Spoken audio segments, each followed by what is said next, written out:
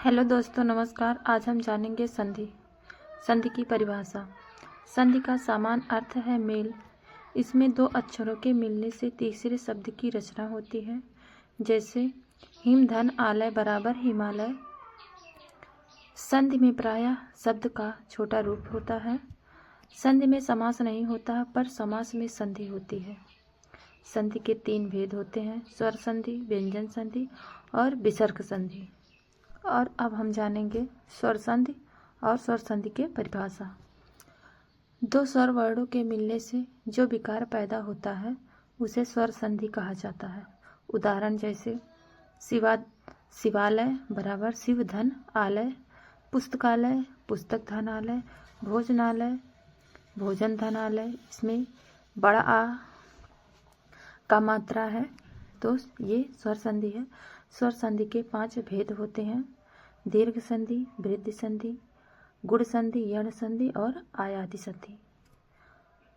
और अब हम जानेंगे दीर्घ संधि। दीर्घ संधि का सूत्र है अका सवर्णेः दीर्घा। इसके नियम है: यदि छोटा हा, छोटी, छोटाऊ, री, लरी ह्रस्व या दीर्घ के बाद समान स्वर हो तो दोनों के स्थान पर उस वर्ण का दीर्घ अर्थात बड़ा आ, बड़ी, बड़ा ऊ, री हो जाता है। और इसके उदाहरण जैसे विद्याधन आतुर बराबर विद्यातुर, रवि धन इंद्र बराबर रवींद्र। इसके बाद अब हम जानेंगे वृद्धि संधि।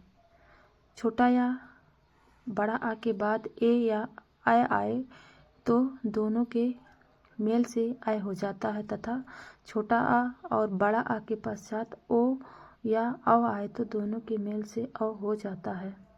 उदाहरण जैसे एक धन एक बराबर एक एक, मत धन एक बराबर मत एक हो जाता है। ये वृद्धि संधि के उदाहरण हैं। और अब हम जानेंगे गुण संधि। गुण संधि की परिभाषा।